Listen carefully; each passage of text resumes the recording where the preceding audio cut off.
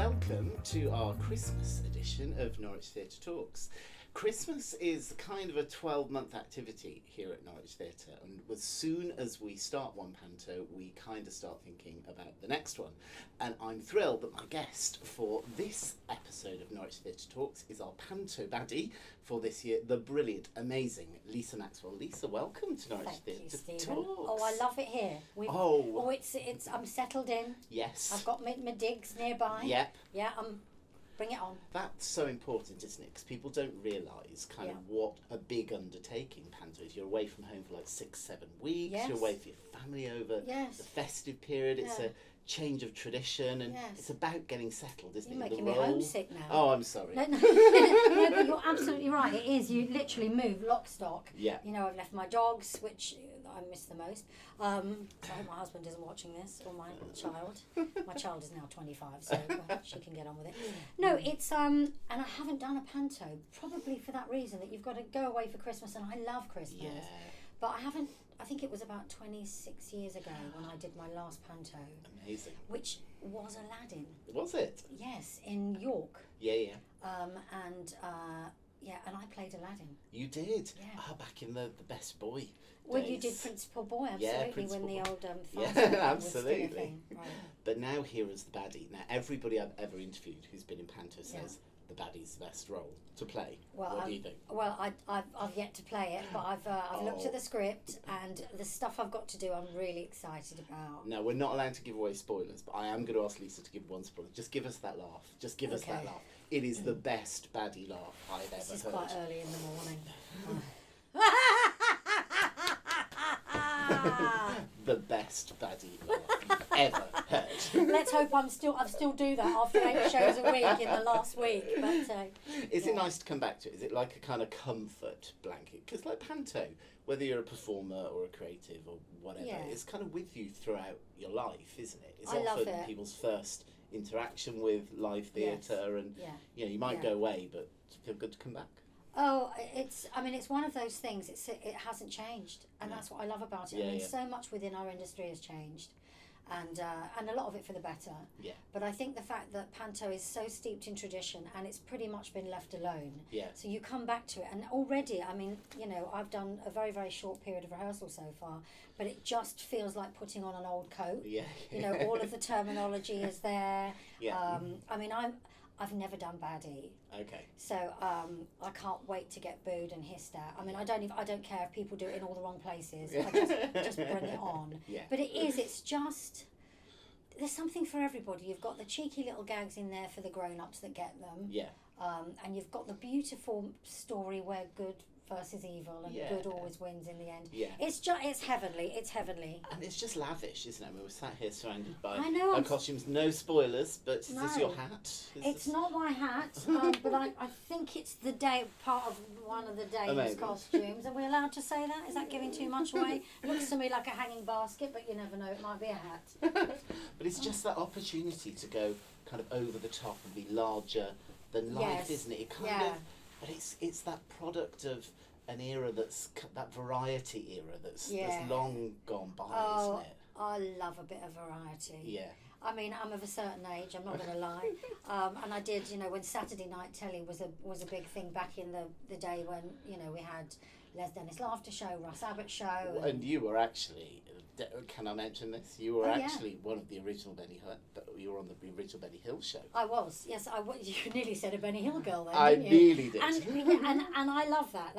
That's really not something I would go, oh no, I was never a Benny Hill girl. I was. Yeah. I was literally running around woods, being chased by Benny and the little bald man, you know, exactly to that music. Yeah. I was 17. It was one of my first jobs out of stage school. Yeah. It was a dancing job. Yeah, and, totally. So that's a big variety thing. I still get repeat fee checks from that. Wow, nice. I know. But I mean, it's like it's about 20p or 50p or a pound or something, because it's still shown all over the world.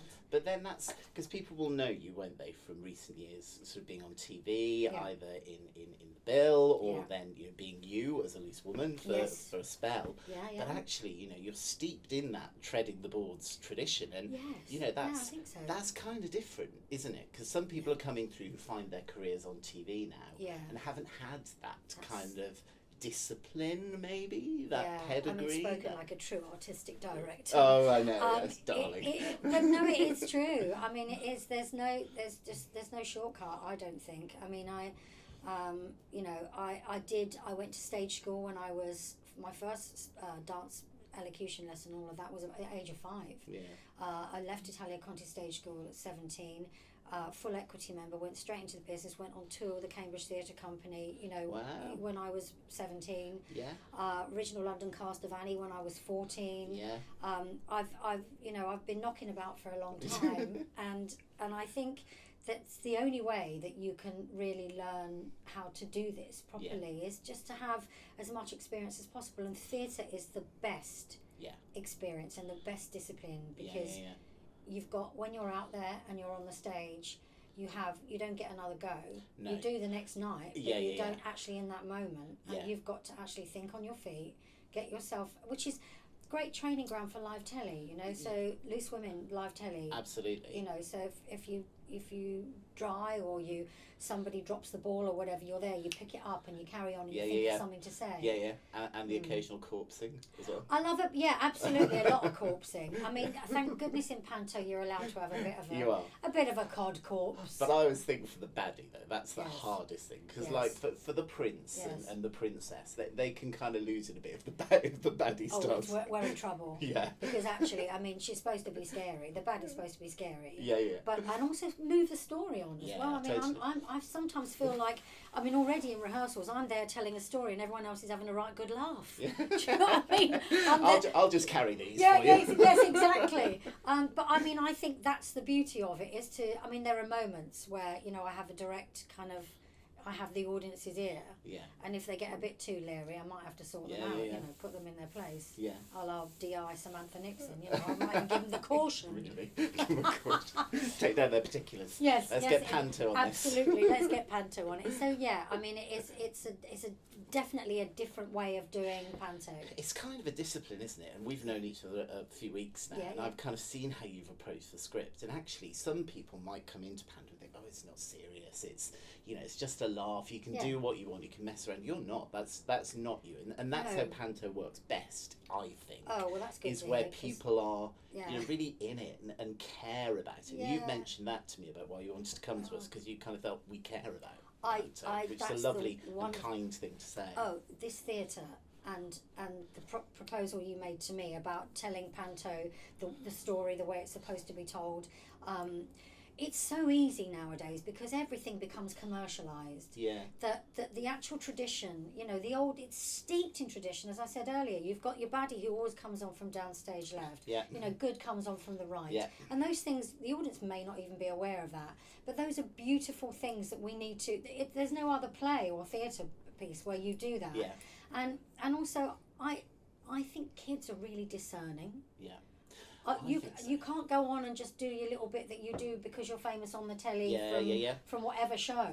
That doesn't constitute like people buying a ticket, paying for an hour and 20 minutes or hour and a half's worth of entertainment just doing what you do on the telly. I think that's right. Well, it's quite something to get a kid to go from there to there, isn't it? Oh, and God, tell me as a you parent. need to be delivering it. I've been doing that half my life. Put the phone down, let's have a conversation. Yeah. I know, I sound about 100, I know, but... But the other thing I was going to say is you've got proper pipes as well. So this is going to be good. We're going to get to hear you sing. And no, we've been told no spoilers here. But we're going to get a big number? Yeah, I've got a number. Okay. Yeah, I don't know how big it will be. I mean, hopefully big. Yeah. I mean, it's a bit early in the morning to do proper big. You're all right. You're okay. You're not going to ask me to do it. I'm not going to ask you to do that. No, because we were told no spoilers. No, I do. I get to, I love singing. I'm a stage school kid. You are, aren't you? So I was trained to do all of it. And, I played Judy Garland in End of the Rainbow. I remember reading this. And I loved it. It's one of the most rewarding things I've ever done. And I was in Annie when I was 14. Singing It's a Hard Knock Life, 8 times a week. So it's in the body. It is. Whether it will come out again, I don't know. We'll see. So tell us a little bit then about your baddie. What's her name? What's her name? Where'd she come from? Where'd she come from? Blind dates. So she is a professor of archaeology. So she's very smart. But she's quite aspirational. I think she's a bit obsessed with class. Yeah. So that's why she's got her eye on this lamp, this magic lamp. Yeah. Because it's probably going to give her a few quid and more power. Yeah. And she seems to be a bit power crazy. She's very alpha. Okay. She's a lot posher than me. Yes. But I think it's a bit put on. Yeah. Affected. Affected ever so slightly. She says very. I think she thinks she's in an old coward play or something, you know. And every now and again she drops it, you know. Yeah, she's determined to find the mine, which of course isn't too difficult for her because she's a professor of archaeology. Indeed. And open up the cavern, get in there and get that lamp and take over the world. Yeah. And I'm not going to tell you whether she does or she doesn't. You'll have to buy your tickets. Exactly. Yeah. I have to say, I really think that this whole show is so much more than just a panto. I mean, it's a bit like a musical as well. I mean, it is. It's a proper book with a story. Yeah. You know, you've got your kind of Norfolk references. Yep. And all of that. Yes. No spoilers.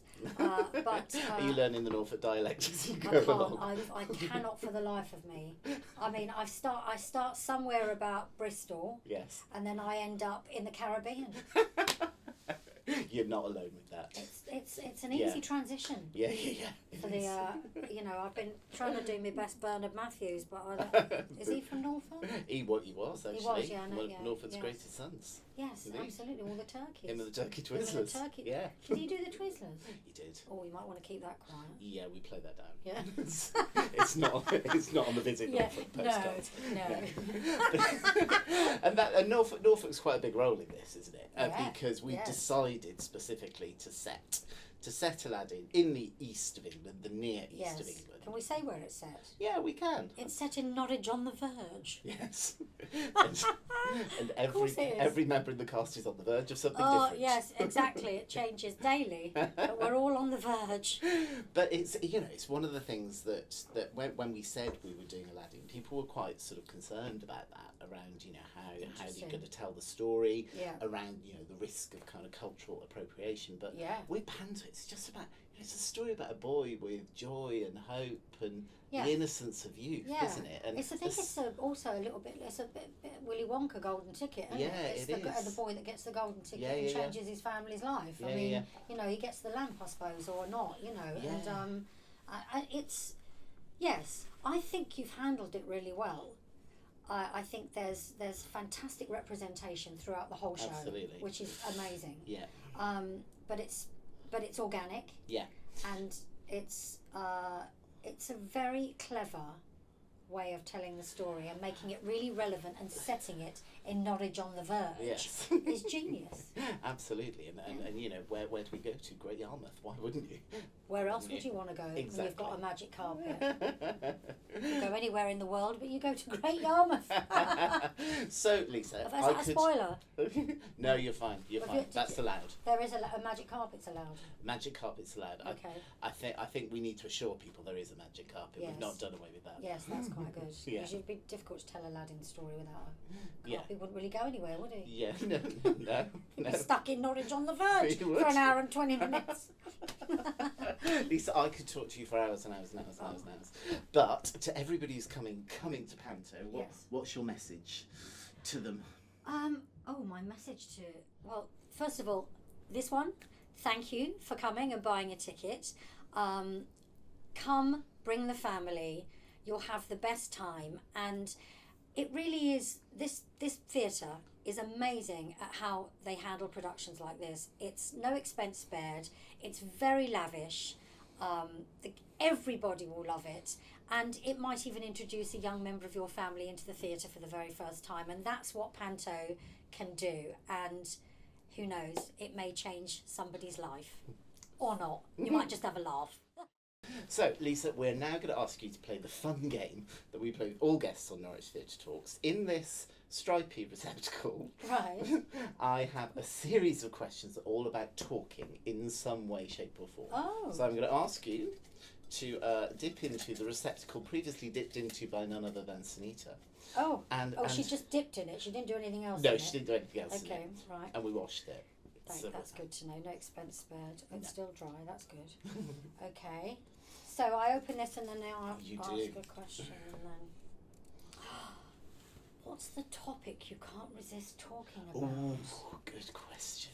Well, my dogs. Oh, go on, tell us about your dogs. Well, we're quite a doggy panto, aren't we, actually? We are. Yes, everybody's bringing their dogs in. And I've got 3. Okay. I've got 2 old pugs. I've got 1 black pug called Elvis Pugsley and an apricot pug called Priscilla Pugsley. Yes. And I've got a rescue dog called Daisy, who is glorious. She's meant to be a jackapoo, that's what they said. Yes. So I'm assuming something that doesn't molt, right, with the oodle. Yeah. She molts all over the place. And my daughter did a DNA test on her, as you do. Yeah. You can do that with your dogs, can you? Yeah. Ancestry. Ancestry.dog or whatever. And turns out she's a bit Catalonian sheepdog. Oh, wow. Yeah, so there I you don't go. quite know what that means. But so yes, that's I talk about my dogs all the time. And then the thing I do, which is even more annoying, is I get my phone out and I show videos of my dogs just playing or pooing or weeing. And people are like, oh, lovely, they're dogs having a wee. Yeah, but they're not just dogs, aren't they fabulous? My dogs. They're my dogs. And they're not with me, so that's my topic, I think. Oh. I've probably got loads of topics that I tend to go on. I tend to go on about everything, to be honest. I mean, you're going to have to shut me up in a minute, aren't you? Well, I hope the dogs are going to visit at some point. Well, the old pugs might not get down because they're 13. Okay. And Priscilla's got a bit of a trouble with her waterworks. Oh, I see. So if we put her in the car, it means we're all, swimming by the end of it. But Daisy might get an outing. She might like Sunita's receptacle. Yes. Well, if it was good enough for Sunita, it's good enough for Priscilla. Indeed. Yes. So so we'll see. I hope they can come down. It's hard enough getting the husband down. This is so far from where I live. Yes. I live in Gloucestershire. You do. It's a bit cross-country trek. It is, and it's really funny when the offer came in for this. I remember the last time I came to Norfolk, I brought my daughter down to go on the Norfolk Broads on one of those little boats, and we used to live in North London, which of course is quite close to Norfolk. And I remember when the offer came in, I said to myself, oh, that's quite near. That's not too far at all. I remember going to the Broads, and then I realised I moved 10 years ago to Gloucestershire, and it's blooming miles away, isn't it? So I don't know who's coming. I'm hoping the husband, but I don't know if the dogs will get down. But amazing. Well, Lisa, it's been lovely to chat to you. We're going to go next. I'm going to look at videos and photos of Lisa's dog. Yes. Right. Thank you very much for joining us, and see you again next time. See you very soon. Right. That's Priscilla.